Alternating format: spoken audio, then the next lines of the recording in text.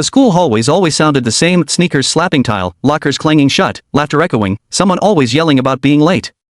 But today, everything felt like it vibrated under a strange tension, like the school itself knew something was about to happen.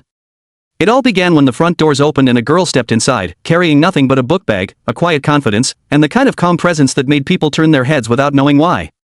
Her name was Amara Caldwell.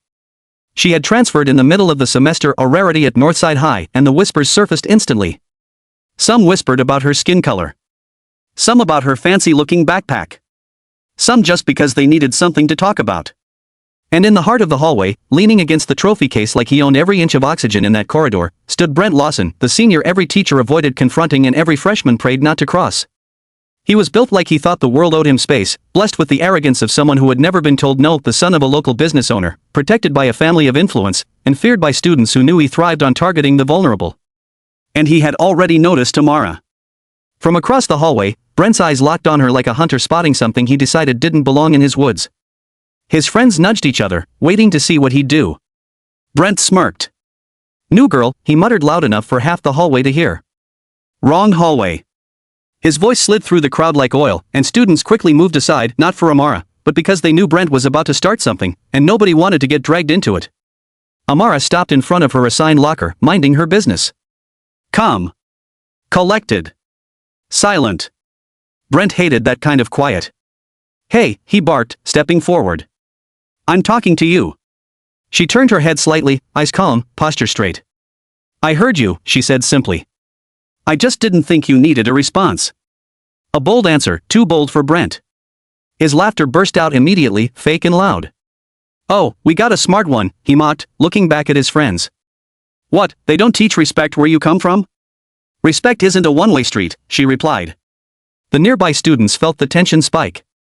A few stepped back. One whispered, "She shouldn't talk back to him." Another murmured, "Brent's gonna explode." Brent stepped even closer, towering over her. "You new people always think you can walk in here like you own the place."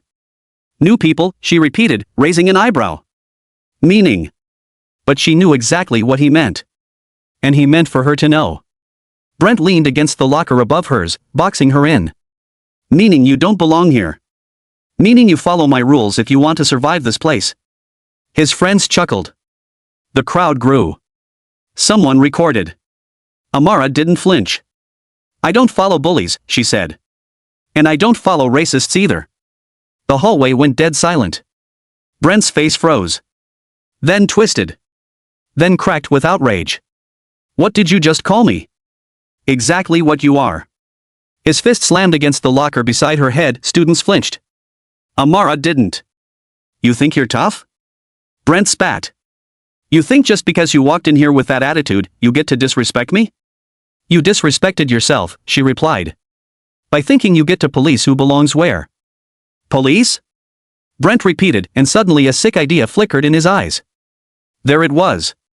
The moment everything spiraled. He turned to his friends. "Watch this." Before anyone realized what he was doing, Brent pulled out his phone. He dialed 911.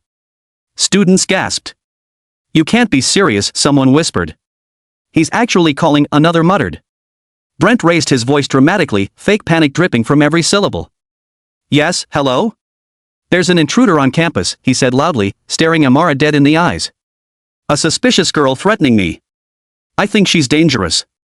Amara's eyes widened, not in fear, but in disbelief. "She won't show ID," Brent continued, smirking. "She's acting violent." "I didn't, and she's refusing to leave," he added. Students murmured nervously. Some stepped back. Some didn't know what to believe. But then, they heard it. Distant sirens. Getting closer. Brent hung up and grinned triumphantly. "Should have followed my rules, new girl." But Amara smiled. A tiny, calm smile that made Brent's confidence crack. "You have no idea what you've just done," she whispered. And then the doors burst open.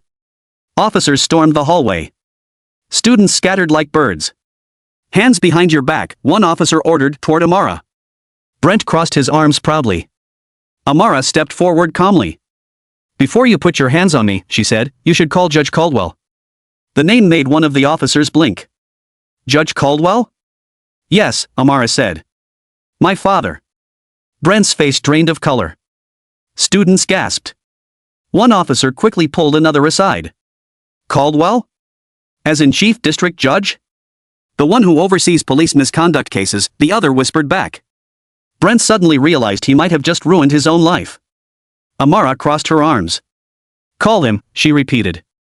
And they did. The lead officer stepped aside, phone pressed to his ear. 30 seconds later, his posture snapped straight. He turned back.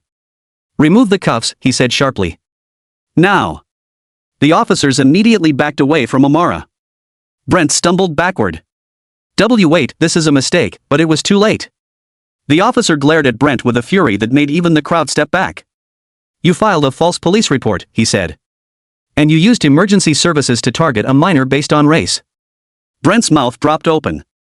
It was a joke, nothing about this is a joke, the officer growled. Your father will be contacted. And Judge Caldwell has requested to speak to you personally.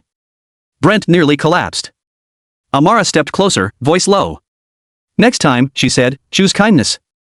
The crowd erupted in whispers. Phones recorded everything. Brent stood frozen, pale and shaking. And as officers led him away for questioning, Amara turned to the nearest camera and said softly,